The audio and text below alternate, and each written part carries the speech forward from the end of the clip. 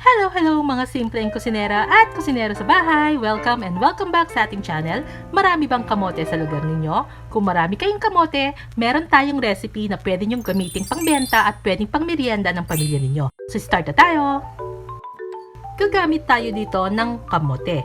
Pwede yung yellow, pwede yung purple, pwede yung white. Mga around 250 to 260 grams po of kamote ang kailangan para makaproduce tayo ng 1 cup. I-steam lang natin siya or i-boil at kapag naluto na ay i-mash natin habang mainit pa.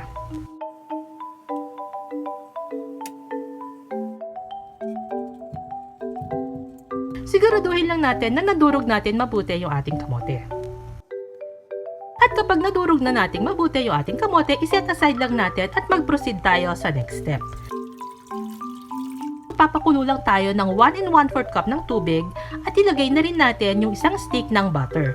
Unsalted butter po yung ginamit ko dito. Naglagay na rin ako ng 3 tablespoon ng sugar and 1/4 teaspoon ng asin. Kung salted butter po yung gagamitin nyo, pwede nyo lang i-omit yung asin. Haluin lang natin hanggang kumulo yung ating mixture. At kapag kumukulo na at tunaw na yung ating butter at natunaw na rin yung ating sugar at salt, ilagay na natin yung 1 cup ng all-purpose flour. Haluin lang po natin to ng mabilis hanggang matunaw yung ating mga harina.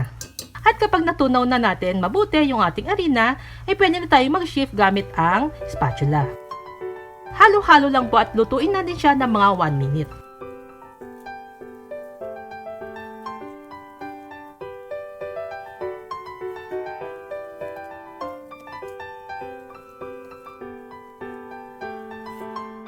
At after 1 minute na pagluluto, ilipat na natin sa isang large bowl at hayaang lumamig. At kapag malamig na siya, unti-unti na natin ilagay yung ating itlog. Siguraduhin lang po na malamig na talaga yung mixture bago nyo ilagay yung itlog. Paisa-isa lang po ang paglalagay at saka natin haluin. Maglagay tayo ng isang itlog, tapos haluin mabuti at saka tayo maglagay ulit ng panibagong itlog. 3 extra large egg po yung ginamit ko dito. Pwede kayong gumamit ng 4 to 4 na itlog kung maliliit yung itlog na mabibili ninyo sa palengke. Halo-halo lang po hanggang mag-mix lahat ng ingredients. At habang hinahalo natin yung ating itlog, kung kayo ay bago lang sa aking channel at hindi pa nakasubscribe, tap lang pong subscribe button, hit na rin ang notification bell para lagi kayong notified or updated sa ating bagong video. At syempre, meron na rin po tayong Facebook page. Kung hindi pa po kayo naka-follow, follow lang po nanyo ako sa Facebook page ko. At kadalasan doon po ako namimigay ng load sa ating mga viewers or ating supporters. Meron po pala tayong Facebook group. So yung mga gusto nyo mag-share ng mga naluto ninyong recipe ng ibang YouTuber, kahit ng recipe ko or ng iba pang mga na-try ninyong recipe, pwede kayo mag-share sa group natin.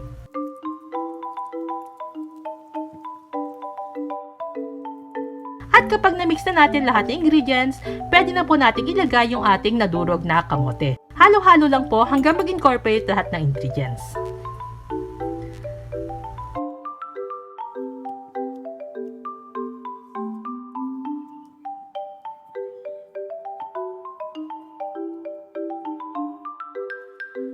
At kapag nahalo na natin, gagamit ako ng piping bag at 1M na piping tip. Pwede kayong gumamit ng kahit na anong star tip na meron kayo, hindi naman necessarily na 1M yung gamitin ninyo.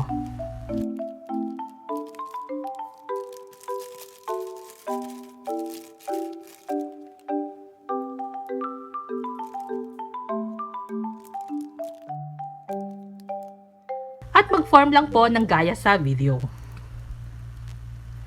Pwede rin po yung pahaba ng yung usual na shape ng ating churros at para maiba naman at magkaroon ng konting arte yung ating kamote churros, ganitong shape yung naisip kong gawin.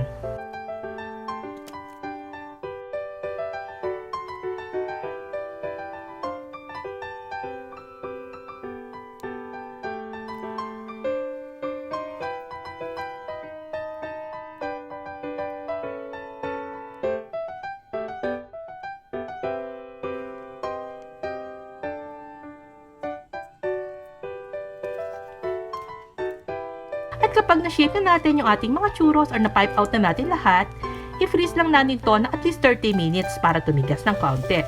Gumamit nga pala ako dito ng wax paper para mas madaling alisin yung ating nag-set na churros. At pagkatapos ay ready na tayong mag-fry.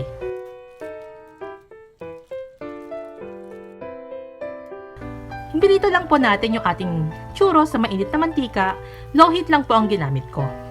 At hintayin natin mag golden brown yung kulay, saka natin halunuin. Makita ninyo na yung isang side ay mapipirito na, pwede nyo pong baliktarin ito.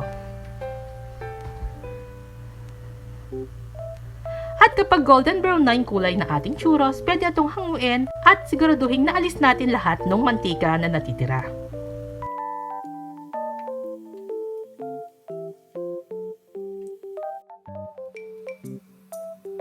At ayan na po yung ating homemade na churros, pero meron pa tayong gagawin para mas maging masarap siya. Gagamit tayo dito ng powdered sugar or icing sugar.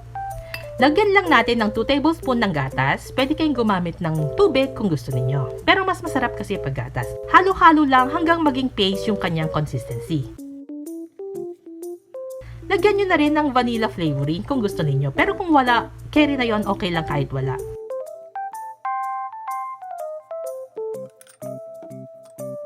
Separate ko siya sa 4 na bowl. Gumamit ako ng red food color, green food color, cocoa powder, at syempre isa is white lang.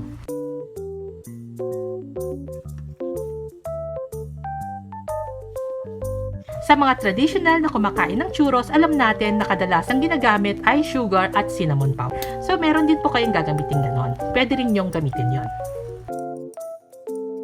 At kung ayaw nyo na pong gumamit ng royal icing, ang isasuggest ko na pwede yung gamitin chocolate syrup is yung condensed milk na chocolate flavor. Pwede nyo pong gamitin yon, or pwede kayong gumamit ng nabibili sa supermarket na chocolate syrup. Kahit na anong brand, pwede po yon.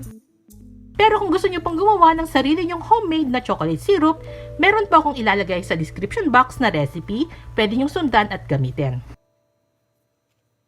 At syempre, para mas maging maganda at presentable yung ating mga gagamiting kamote churros, naglagay lang tayo ng iba't ibang klaseng sprinkles. Gumamit ako dito ng Oreo, iba't ibang klase ng nuts, at syempre ng colored or candy sprinkles.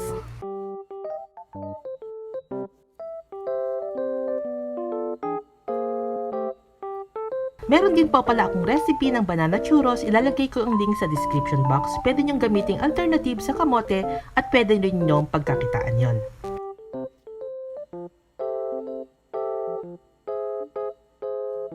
At syempre kung meron kayong sobra, pwede nyong i-freeze muna, then ilagay nyo sa isang ziplock bag. At saka nyo iprito kung gusto nyo nang iprito.